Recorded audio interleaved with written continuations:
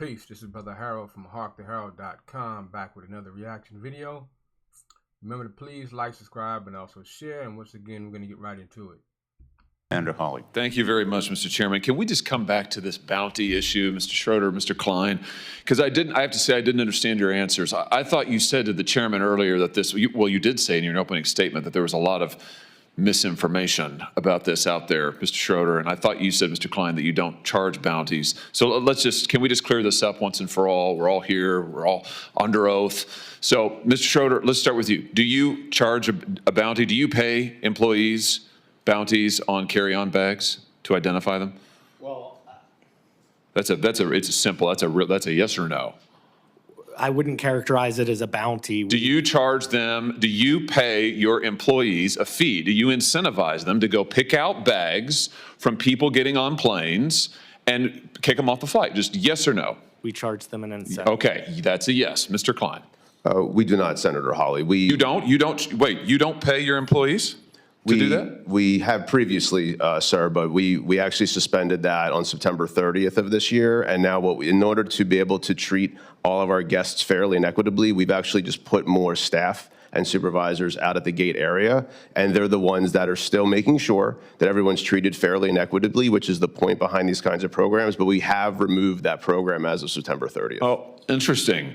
So let's come back to you, though, Mr. Schroeder. So how much have you paid your gate agents to enforce your carry-on bag policy, to pick people out of the line like the chairman's video showed? I mean, you guys do appreciate that flying on your airlines is a disaster, don't you? I'm slightly amazed by the general attitude of all of you here. But flying on your airlines is horrible. It's a terrible experience. I mean, I say this as a father of 3 young children. But I can't tell you, nobody enjoys flying on your airlines. It's a disaster. You charge people fees that they know nothing about. You harass them to death. I'll never forget, Mr. Johnson, during COVID, when an attendant on your airline threatened my wife because our then 5-year-old son, his mask had slipped. This is back when we all... Man, he is shredding him to pieces. But the audacity. This is things I think we never really paid attention to is, why do these prices vary from day to day or from moment to moment? Why isn't there a standard price, a set price for everyone? I had to wear those ridiculous masks. His mask had slipped below his nose. This flight attendant came up to my wife and said if she didn't keep that mask over his nose at all points on this 4-hour flight, she would personally see that my wife was banned from flying. This has happened over and over to families. It's terrible. It's absolutely terrible. And your attitude here today seems to be, well, devil may care. There's nothing we can do about it. Well, I think we are going to do something about it. So how much have you paid people to pull out customers who are in line with a bag that's 2 centimeters too big, Mr. Schroeder? Well, we recognize this is a hard job, and so therefore we incentivize them to do that. How much? It's $10 per bag. Wow, $10 per bag. And I think, Mr. Klein, you and Mr. Schroeder, your airlines cumulatively have spent $26 million. Damn. So, if you're incentivized, you're going to pull people out. If you get an extra $10 on top of your pay, why wouldn't you randomly pull people out of line for their bags and you're getting paid to do that, or you're getting commission to do that? Paying gate agents between 2022 and 2023 to catch passengers whose bags are a little bit too big. $26 million. I mean, if people want to know why it's such a terrible experience to fly, this is news for them today. Your airlines are paying millions of dollars to your employees to harass people who've already paid. They're there in line because they've already paid. It's unbelievable. By the way, let me just ask you this while I have you here. Why is it that you charge different people different fees for carry-on bags? Why is that, Mr. Klein? Why isn't it just a flat fee? Why is it that I might get charged one fee, but my wife might get charged a different fee? Why is that? So overall, our job is to generate the most revenue we can so we can be profitable as an airline. If we're not profitable, well, actually, we have costs, and there's costs out there. And My question is, why don't we ask these questions? Are we like sheep? We just go along. We don't question anything. We just accept whatever happens without question. We just submit. That's the true definition of sheeple.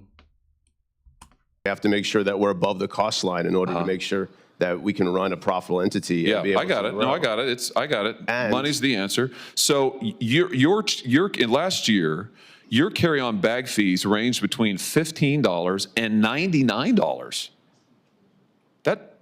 That's extraordinary. One person might pay 15, somebody else might pay 99. How do you determine it? Is it based on personal characteristics? It's you charge never women more? It's never based on personal You characteristics. charge minors more? We do not, sir. What, just people who are suckers? I mean, That's bullshit. how do you do it? Well, there is a cost to carry any kind of bag. Yeah, but So why do some you of it- charge some people more? I understand the cost, and you made clear money's your bottom line. I get that, but why is it that you're charging some people what, triple, quadruple the amount? Well, the length of the flight should matter in this as well. So Yeah, but that's not the data. The data shows is we're talking about the same people on the same flight might get charged radically different prices for a one carry-on bag. You do the same thing for check bags. Why is that? Right. So just for the record, the $99 charge has been reduced to $79 as a that's a lot maximum. better. And what ends up happening here is we want to make sure that we can get the best price to the best people at the right time. The best people? Who would they be? Sorry, let me rephrase. The right price. Are those the people who, what? I mean, no, explain it to me. I'm interested. Who are the best people? Well, that was the misstatement, sir. Nah, that wasn't a misstatement. Yeah, but now answer that question. What we're trying to do is get the right price at the right time. And what that also means is making sure that if someone's on a flight that's now filling up, and we have a lot of, as we talked about, unbundled pricing. And they get screwed? So like if you have the misfortune of having to book your flight at the end because maybe something's been canceled, then you're going to get screwed? Is that what you're telling me? You're not one of the best people. Are you referencing just fares I'm overall? just responding to your testimony. I'm listening to you, and you just said as a flight's filling up, you're going to get charged more. Not always. Sometimes you'll get charged less. Exactly. Right. Sometimes. Right. But you'll never know. Right. That's the beauty of it. It's like Russian roulette. Flying on the airline is. I would you disagree, have no sir. idea in the world. I would disagree. Wait, no idea. I disagree, sir. Yeah, good one. You just said it. It's very transparent. We'll have it. sir. Listen, there'll be a It's transcript very generated, and transparent. I'll send it to you with a bow on it. You can read your own testimony just now. You have no idea what the fee is going to be ever. Mr. Schroeder, what about you? Your airline charges, sometimes it's $0 for a bag checked. Sometimes it's $99 for a bag checked. On a first, sorry, that's carry-on. Excuse me, carry-on. For check bag, it could go from $0 to $138. Who knows what it's going to be? Why do you vary it so much? Is that fair to the consumer? So it depends again on routes, and so there's just demand around that. No, but that's not true. We're talking about people on the same flights.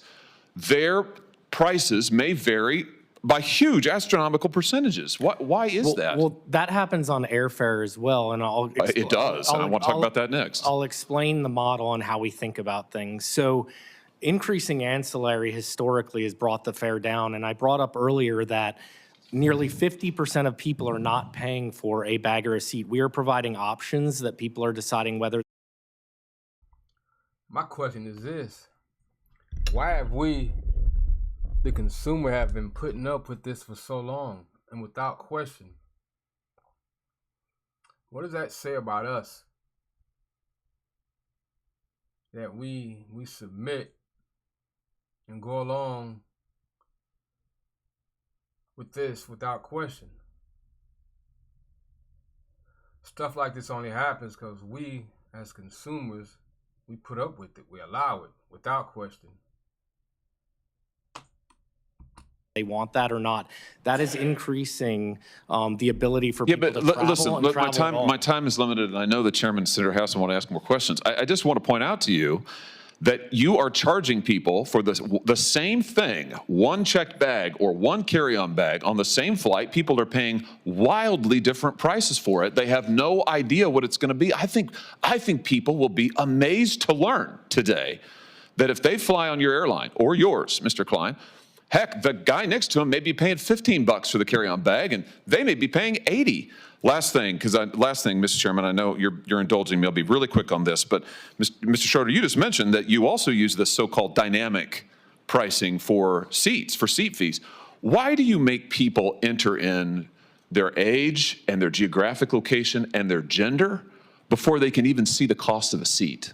Why is that? That's been in place since 2014. Yeah, but why?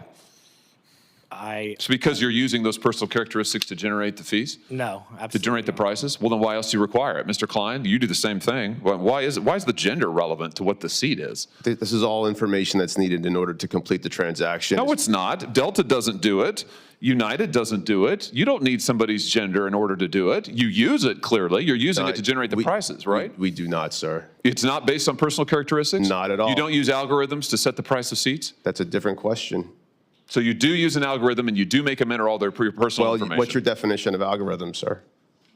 Oh, for heaven's sake. Because algorithms... Algorithms are ways for people to be able to come up with calculations, which is a faster way. It's more efficient than a human being doing the same exact work. So, I'm trying to answer your question, sir, in all sincerity, and I don't know how else to answer it. Thanks, Senator Hawley. Thank you, Mr. Chair. Tell me your thoughts. Leave a comment. See if you have any answers, or what is your answer to any of the questions that I asked and to the questions that he asked. Tell me what are your thoughts on this. Anyways, till next time, I leave you as I came. And once again, remember to please like, subscribe, and also share. Peace.